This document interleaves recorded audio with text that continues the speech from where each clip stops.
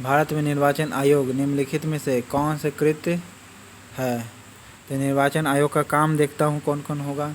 लोकसभा के अध्यक्ष व उपाध्यक्ष, ये तो है ही नहीं है। नगर पालिका और नगर निगम के लिए निर्वाचन, ये भी नहीं है। नगर निगम से उत्पन्न सही संदेश कोई नहीं, इनमें से कोई नहीं होगा। वयस्क मताधिकार के आधार पर प्रत्यक्ष निर्वाचन करवाता है निर्वाचन आयोग, सही बात है। इनमें से कौन सा सही है? तो निर्वाचन लाइन में कौन कौन सी निर्वाचन प्रणालियाँ स्वीकृत की गई है? तो वयस्क मताधिकार के आधार पर प्रत्यक्ष निर्वाचन प्रणाली करवाया गया। बताइए वयस्क मताधिकार कब रूपांतरित कर गया था? तो ये 61वां संविधान संशोधन करके 1989 में दिनेश गोस्वामी समिति ने क्या किया था? सुधार किया था और 21 वर्ष से घटा करके 18 वर्ष कर दिया गया था वयस्क मताधिकार का राइट को, ठीक है, अधिकार को। और 1/4 वोट और निर्दलीय उम्मीदवार की जमानत राशि बढ़ाए जाने के लिए कहा था। निर्दलीय उम्मीदवार की जो जमानत राशि है उसको क्या कहा था? बढ़ाने के लिए कहा था।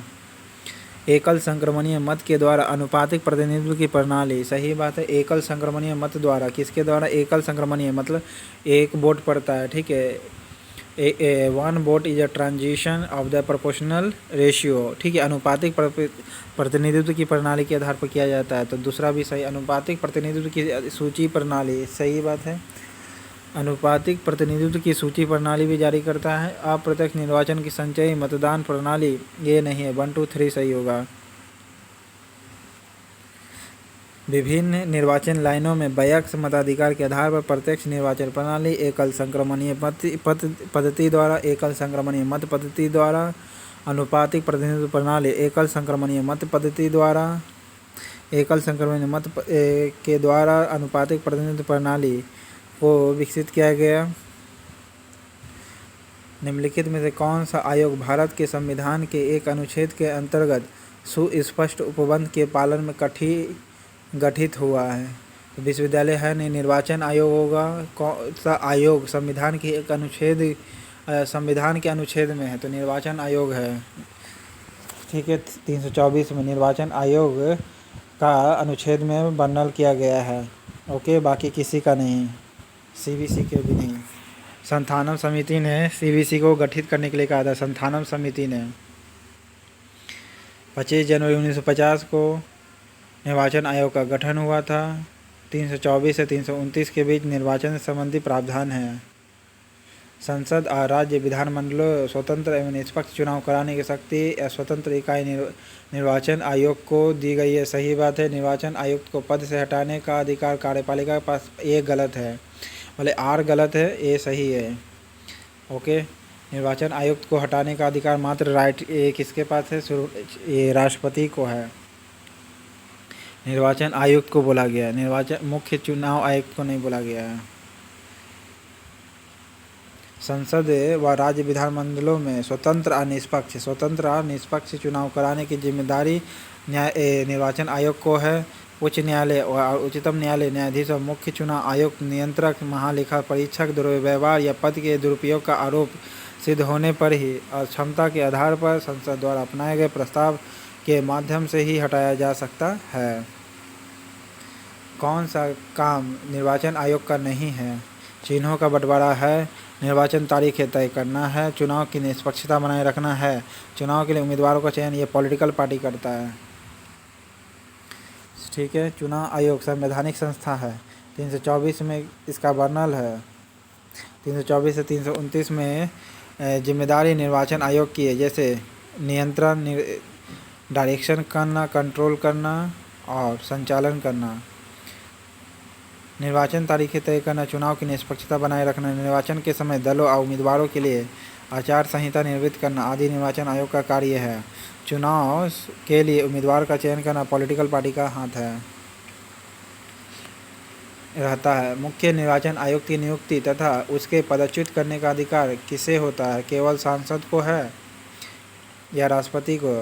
मुख्य निर्वाचन आयुक्त उसको पदच्युत करने का अधिकार, देखिए पद से निकालने का राष्ट्रपति को है, लेकिन संसद रिकमेंड करेगा दोनों तब। निर्वाचन आयुक्त की सेवा शर्त क्या है? कार्यकाल निश्चित करता है। निर्वाचन आयुक्त की सेवा शर्त क्या है? कार्यकाल संसद द्वारा या संविधान द्वारा? संविधान द्वारा। निर्वाचन आयुक्त की सेवा शर्त किसके द्वारा है? संविधान द्वारा है। निर्वाचन आयुक्त का सेवा शर्त किसके सेवा शर्त बोल रहा है, सेवा शर्त से जो सर्विस लॉ है निर्वाचन आयुक्त का वो संविधान में बर्नल है। ठीक है, संविधान में बर्नल है। सेवा शर्त कहाँ बर्नल है? निर्वाचन आयुक्त का कॉन्स्टिट्यूशन में बर्नल है। सेवा शर्त कहाँ बना हुआ? कॉन्स्टिट्यूशन बना हुआ है निर्वाचन आयुक्त का। अक्टूबर 1993 में मुख्य निर्वाचन आयुक्त तथा अन्य निर्वाचन आयुक्तों को उच्चतम न्यायालय के न्यायाधीश के बराबर वेतन और भत्ता देने का प्राप्त हुआ। इन निर्वाचन आयुक्तों की नियुक्ति के बाद उनके कार्यकाल, वेतन, अन्य सेवा शर्तें उनके हितों के विरुद्ध कोई परिवर्तन नहीं किया जा सका। लोकसभा अथवा विधानसभा के चुनाव प्रत्याशी की जमानत राशि कब की जा सकती है? जब वह 1/6% से मत भी प्राप्त नहीं करता तब। लोकसभा या विधानसभा के चुनाव प्रत्याशी की जमानत राशि कब की जाती है? जब वह कुछ मतदान के 1/6 मत भी प्राप्त नहीं कर पाता। कुल मतदान यहाँ कुछ लिखा गया 1/6 मत से प्राप्त करता है। मुख्य निर्वाचन आयुक्त अपना पद धारण करता है 6 वर्षों के लिए या 65 वर्ष की आयु तक। ओके, चुनाव का जिम्मेदारी भी इन्हीं को होता है, शांतिपूर्ण ढंग से और निष्पक्षता बनाए रखना और शांतिपूर्ण ढंग से स्वतंत्र तरीके से करवाए। मुख्य चुनाव आयुक्त का ही काम है, राष्ट्रपति इसका नियुक्ति करता है। मुख्य चुनाव आयुक्त का कार्यकाल 6 वर्ष या 65 वर्ष, सदस्य का 62 वर्ष तक होता है। ईवीएम का प्रयोग चुनाव में कब प्रारंभ किया गया था? तो 2000 में या 1998 में, 1998 में। ईवीएम का प्रयोग सबसे पहले कब किया गया था? 1998 में, केरल में। ईवीएम का प्रयोग चुनाव में सबसे पहले कहाँ प्रयोग किया गया था? केरल या नागालैंड में। ईवीएम का प्रयोग सबसे पहले 1998 में आम चुनाव या उपचुनाव के प्रत्येक संसदीय या विधानसभा क्षेत्र में ईवीएम का इस्तेमाल किया जा रहा है। 2004 के आम चुनाव में देश के सभी मतदान केंद्रों पर 10 लाख ईवीएम के इस्तेमाल के साथ लोकतांत्रिक परिवर्तित हो गया था। तब से सभी चुनाव में ईवीएम का इस्तेमाल किया गया। परिसीमन आयोग, जिसे डीलिमिटेशन कमीशन कहते हैं। परिसीमन आयोग को क्या कहते हैं? Delimitation commission. डीलिमिटेशन कमीशन यानी परिसीमन कमीशन कहते हैं। परिसीमन आयोग आदेशों को किसी न्यायालय में चुनौती नहीं दिया जा सकता। पहला एकदम सही है दोस्तों।